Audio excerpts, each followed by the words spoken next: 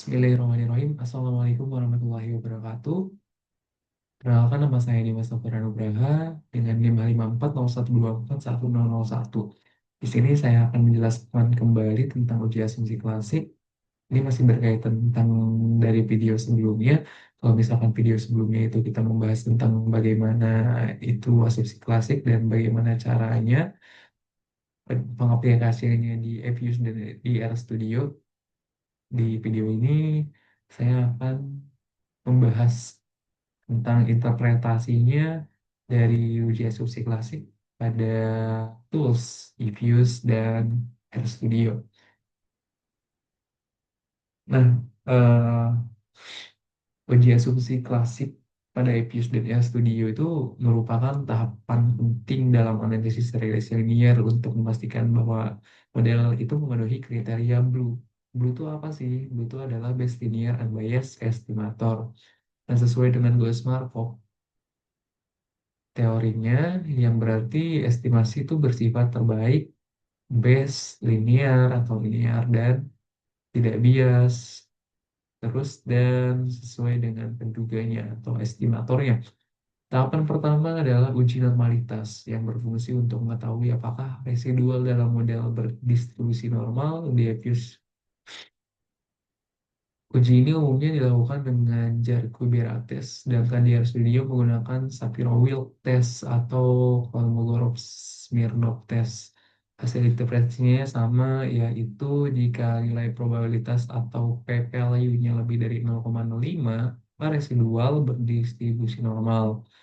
Tapi sebaliknya, jika kurang dari 0,05 ppm-nya maka tidak normal. Dan normalitas residual itu penting karena berpengaruh terhadap validitas uji signifikansi statistik seperti t-test dan f-test. Selanjutnya adalah uji multikolinearitas yang bertujuan mendeteksi adanya hubungan linear yang tinggi antar variabel independen. Multikolinearitas dapat menyebabkan koefisien regresi menjadi tidak stabil dan sulit diinterpretasikan. Nah, di Avius, uji ini dapat dilihat melalui correlation matrix dan nilai PIF atau variance inflation factor. Sedangkan di RStudio digunakan fungsi char PIF model. Dan interpretasinya adalah jika korelasi antar variabel independen melebihi 0,8 atau nilai PIF-nya lebih dari sama dengan 10, maka terdapat multikolonialitas yang serius. Sedangkan jika PIF-nya kurang dari 10, berarti modelnya itu bebas dari multikolonialitas. Nah, uji yang ketiga adalah heteroskedastisitas. Itu kondisi di mana varians residual tidak konstan antar observasi. Jika hal ini terjadi, maka model menjadi tidak efisien karena standar error yang dihasilkan tidak akurat. Pada Evius, pengujian dapat dilakukan menggunakan white test, Bruce-Pagan, Curve test, atau Glaser test. Sedangkan di RStudio dapat dilakukan dengan fungsi BP-test model dari paket LM-test. Nah, interpretasinya yaitu jika nilai probabilitas atau p-value-nya lebih 0,05, maka model bebas dari heteroskedastisitas atau modelnya itu bersifat homoskedastisitas. Sedangkan jika p-value kurang dari 0,5, maka terjadi heteroskedastisitas pada model tersebut.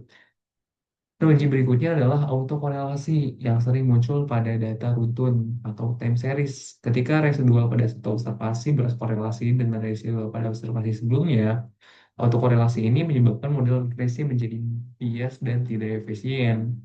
Di Avius, pengujian dilakukan dengan Darwin-Watson atau DW test, di mana nilai DW mendekati 2 itu menunjukkan tidak adanya autokorelasi. Nilai kurang dari 1,5 menunjukkan autokorelasinya positif, teman-teman.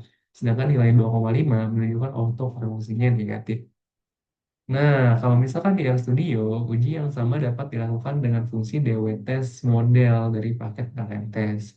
Dengan kriteria, kalau misalkan p-value-nya lebih dari 0,5, berarti tidak ada autokorelasi. Selain itu, dapat uji linearitas yang memastikan bahwa hubungan antar variabel independen dan dependen bersifat linear sesuai asumsi model regresi linear. Nah, uji ini dapat dilakukan dengan melihat pola scatter plot residual terhadap nilai prediksinya. Apabila titik-titik residual menyebar secara acak tanpa membentuk pola tertentu, maka hubungan bersifat linear. Nah, di RStudio, uji ini dapat dilihat melalui perintah atau plot model, atau dengan uji Ramsey, reset, atau reset test model. Secara keseluruhan, model regresi dapat dikatakan baik dan memenuhi syarat jika seluruh asumsi klasik terpenuhi. Itu residual berdistribusi normal, tidak terdapat multikolinearitas, variasi residualnya bersifat konstan, tidak terjadi heteroskedastisitas, tidak ada autokorelasi antara residual, serta hubungan antara variabel dan bersifat linear.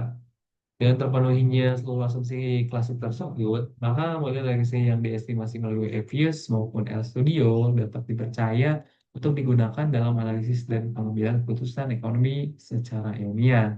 Nah, itu semua merupakan interpretasi penjelasan asumsi klasik dan pengaplikasiannya pada aplikasi Evius dan RStudio. Mungkin itu saja yang saya bahas pada pertemuan kali ini.